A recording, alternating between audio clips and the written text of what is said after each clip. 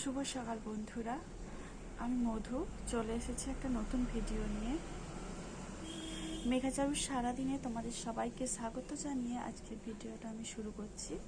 প্রথম থেকে শেষ পর্যন্ত দেখতে থাকো, আশা করছি ভালো লাগবে। আর আমার ভিডিওর মধ্যে যদি কোনো অংশ ভালো লেগে থাকে তাহলে একটা লাইক করে দিও, আর আমার পরিবারের সদস্য হয়ে পাশে থেকো। আর তোমরা যে যেখান থেকে আমার ভিডিওটা দেখছো, আশা করছি তোমরা খুব ভালো আছো আর সুস্থ আছো। আর আমার কথা শুনে বুঝে নিশ্চয়ই তোমরা বুঝতে পেরেছো যে আমি কেমন আছি। এমনকি আমি জোরে কথা বলতেও পারছি না, আর আওয়াজটা একটু মনে হয় অনেকটাই কম শোনা যাবে। তোমরা একটু মানিয়ে নিও,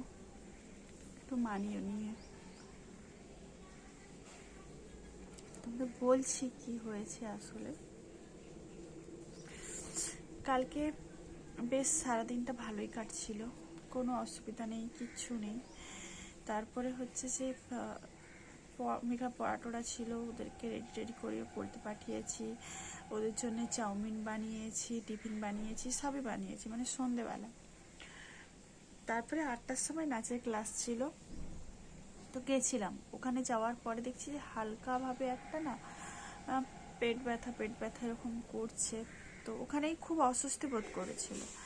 আমি ভেবেছিলাম হয়তো পিরিয়ডসের কোনো কিছু হবে বা কিছু, কিন্তু পিরিয়ডস হওয়ার ডেট ছিল না।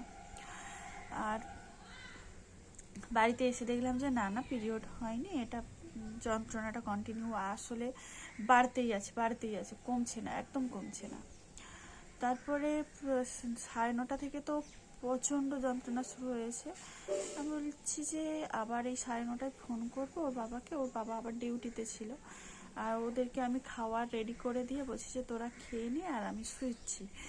তো তারপরে যখন একদমই সহ্য করতে পারলাম না, তখন বাজে ঠিক 10টা 15, তখন ওর বাবা আসেনি। ওর বাবা 10:30টার দিকে আসে, কারণ আউট করতে করতেই 10টা 15 20 বাজে। তারপরে আসতে, গাড়ি ঢোকাতে এরকম প্রায় 10:30টা হয়ে যায়। আর ওর বাবা খাবে না, কালকে বৃহস্পতিবার ছিল তো, বৃহস্পতিবার হচ্ছে যে উপোস করে, বৃহস্পতিবার কিছু খায় না। বৃহস্পতিবারে যা দুপুরে খায়, মানে ওই দুপুরে যা ভাতটা খায়, আবার শুক্রবারে দুপুরে আবার ভাত খায়, সারা দিনটাই ওই টাইমটাই উপোস থাকে, কিচ্ছু খায় না, জল ছাড়া আর কিচ্ছু খায় না।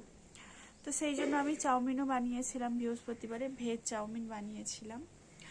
তো ওরা খেয়ে নেবে, আর বলেছিলাম যে তাহলে আমিও খেয়ে নেব। তো আমি কিন্তু ওটা সন্ধ্যের সময় খেয়েছিলাম, রাতে খাইনি, মানে করার সাথে সাথে খেয়েছি। আর ওরা ওরা কিন্তু রাতে খেয়েছে। আমি ভেবেছিলাম যে মুড়ি খেয়ে নেবো আমি রাতে, আর ওরা চাউমিনটা খুব পছন্দ করে। বৃহস্পতিবার মানে অন্য কিছু তো থাকে না, নিরামিষ খায় যেহেতু, সেই জন্য ডিম টিম খাওয়া যাবে না, ওর বাবাও খায় না। সেই জন্য বলেছিলাম যে চাউমিনই করে দিই, ওরা তো খেতে পছন্দ করে। আর ওয়েদার খুব একটা যে খারাপ তা নয়, প্রচণ্ড যে গরম সেরকম না, মোটামুটি আগে থেকে ওয়েদারটা অনেকটাই ভালো, অনেক ভালো। তো যখন 10টা 10 15 15 20 বাজে, তখন ওর বাবা আসবে না তো, 10:30 ছাড়া আসে না। তারপরে আমি আর মানে মানে অসহ্য যন্ত্রণা আমি আর সহ্য করতে পারছি না।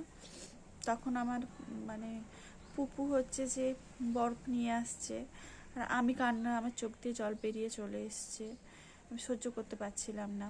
ওরা টিভি দেখছিলাম, বলেছিলাম যে তোরা টিভি দেখ, সারাদিন তো দেখতে পায় না, তোরা একটু টিভি দেখ, আমি শুচ্ছি। তো ওরা টিভি বন্ধ করে আমার চিৎকারে ওরা চলে এলো। চারু তো খুব ছোট, বুঝতে পারে না ও ব্যাপারটা কি, মায়ের কি হচ্ছে, মায়ের কতটা কষ্ট হচ্ছে।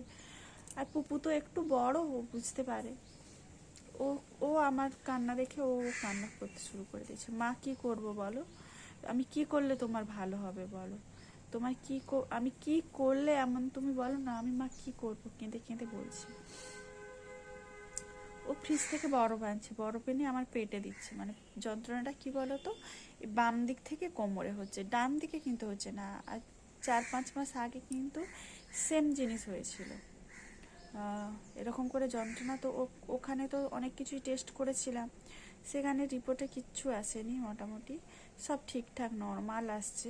একটু সামান্য সিস্ট ছিল, কারণ সিস্ট তো প্রত্যেক মেয়েরই থাকে। এর আগেও আমার সিস্ট হয়েছিল, কিন্তু পুপুর সময়, ডেলিভারির সময় তখন ওটা কেটে বাদ দেওয়া হয়েছে। তো সিস্ট তো হতেই পারে, শসার দানার বীজের মতো অনেক থাকে, বড় হয়ে গেলে তখন আবার কেটে বাদ দিতে হয়।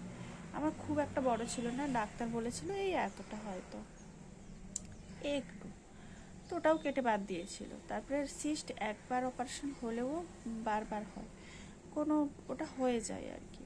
কারো শসার দানার মতো অজস্র থাকে, আবার কারো হয়তো মানে বেশি বড় হয়ে যায়, একটাই বেশি বড় হয়ে যায়, কিন্তু আমার ওটা বেশি বড় নয়, আমার একটা আছে বলেছে, এখনও আছে, ইউএসজি করে দেখলাম যে এখনও আছে।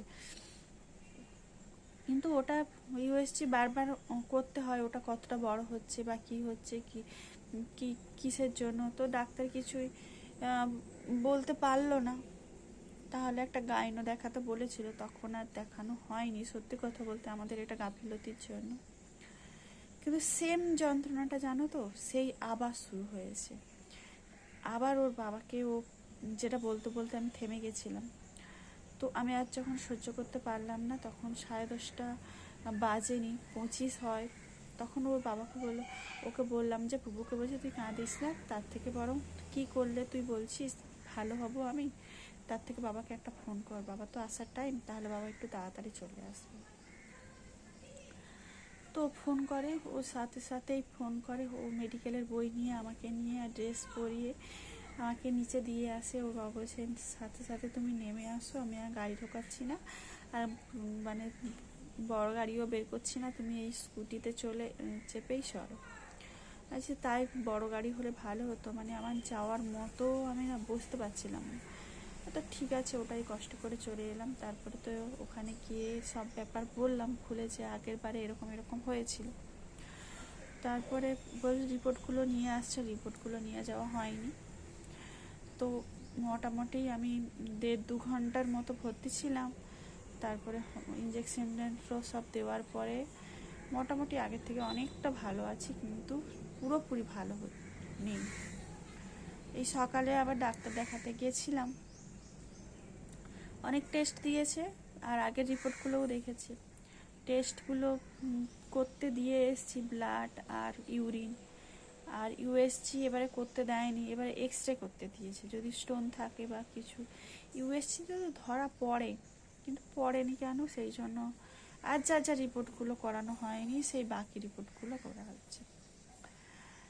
তো করতে দিয়ে আসছি, সোমবারে আবার যাব। সোমবারে দেখি কখন যাওয়া যায়। ছোটটাকে স্কুলে পাঠাবো না, চারুকে, পুপুকে স্কুলে পাঠিয়ে দেবো, কারণ কখন আসবো না আসবো তো ঠিক নেই। ওর যেহেতু 12:30-1টার দিকে ছুটি, কখন এসে পৌঁছাবো সে ঠিক নেই। তো সেই জন্য জানো তো, আর ভিডিও করার মতো কোনো ইচ্ছে নেই। এই যে কথাগুলো বলছি, খুব মানে যতটা পেরেছি জোরে কথা বলার চেষ্টা করেছি, এর থেকে আমি আর জোরে কথা বলতে পারছি না গো। তো আমি এখানে শেষ করছি, তোমরা সবাই ভালো থেকো, পরিবারের সাথে থেকো, আর নিজের খেয়াল রেখো। টাটা।